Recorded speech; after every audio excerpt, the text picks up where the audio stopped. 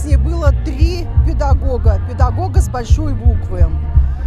Огромная благодарность моему учителю французского языка Михайловой Нине Федоровне, которая открыла для меня мир французского языка, французской культуры, познакомила меня с произведениями Мольера, Превера. И это повлияло на выбор профессии. Я очень рада, что судьба свела меня с таким учителем, который открыл мое профессиональное будущее.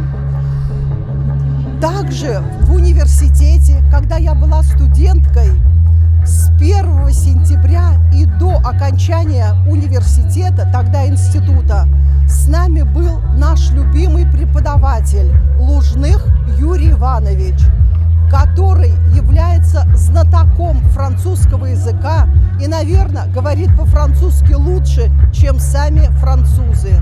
Он погрузил нас в мир иноязычной культуры, открыл красоту французского языка и литературы.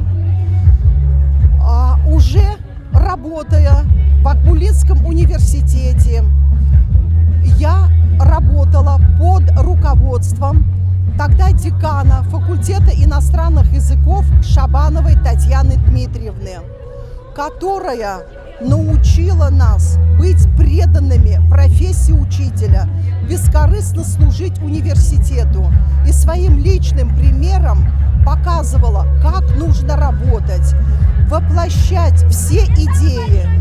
И это большая удача, что я смогла на своем жизненном и профессиональном пути встретить таких замечательных педагогов.